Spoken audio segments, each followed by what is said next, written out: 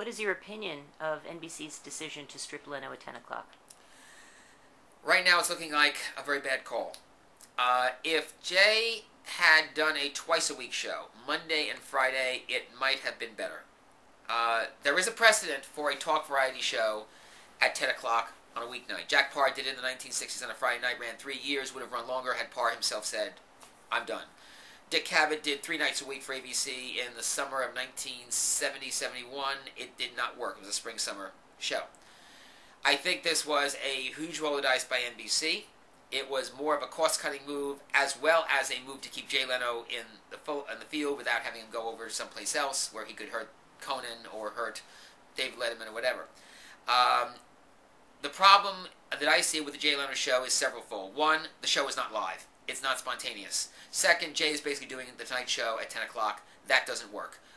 He needs to be doing a monologue that's shorter, that is more of a that was the week or that was the day that was, rather than recycle jokes from, don't give us Joe Wilson's comment from 2 or 3 weeks ago on the floor of Congress. Give us what happened that day. I mean, Jay is a fantastic political satirist. He should be using that talent. Again, the show should be live, so there's spontaneity. And third, I think that he blew the Kanye West interview on opening night.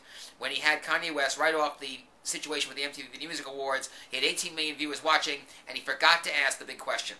Unlike the Hugh Grant situation, which he did, which was, what the heck were you doing? He should have asked the same question of Kanye West. What the heck were you doing getting up on that MTV video stage and doing what you did? He forgot to ask that. I think that turned a lot of people off. You have to be very cautious about Jay because he started off slowly when he took over the Tonight Show from Johnny Carson. The problem, though, for Jay is it's not just his ratings, it's the local news ratings. And if those local news ratings start dropping in New York and Los Angeles and all over the country, and we hear that they are, the NBC affiliates, whether publicly or privately, are going to scream bloody murder, and they're going to want Jay's head, and NBC will have to move fast.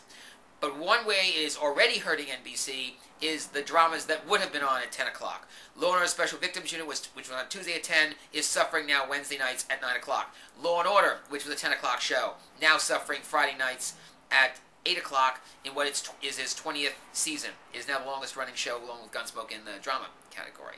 So it's hurting that, and just last night, as we're taping this, NBC canceled Southland, which was going to go into a second season despite mixed reviews and ratings that were going down week by week. And now NBC turns around and says to Southland, after producing 6 new episodes, you're not even going to see the light of day. So I'm sure Warner Brothers is not happy. John Wells, who did the show, is not happy. He's been very outspoken about it. The Hollywood production community, I think, wants to see Jay Leno lose out.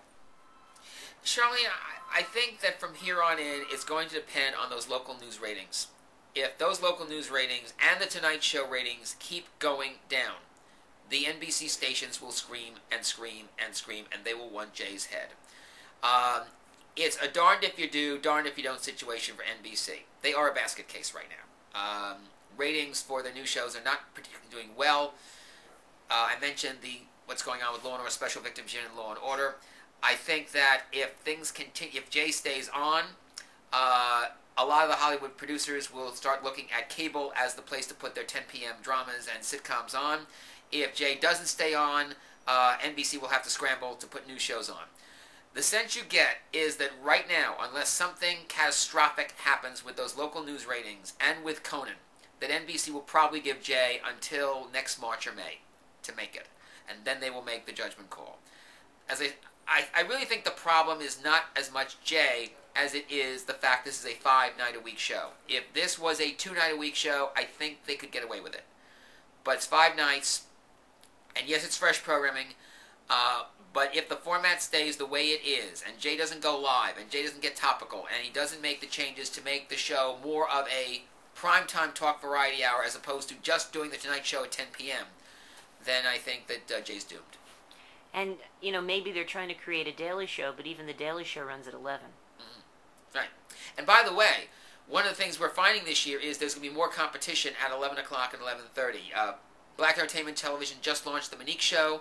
Monique is a wonderful comedian. I think she could really draw a big audience in that program.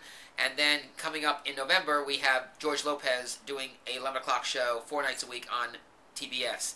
I think these are 2 shows to watch for 2 reasons. One, they have power-packed people headlining those programs. And secondly, they're going after a diverse audience, the multicultural audience.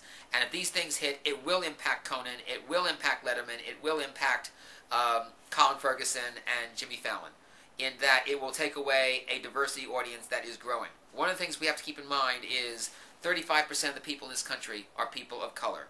We are on the way toward a nation where the majority of people will be people of color.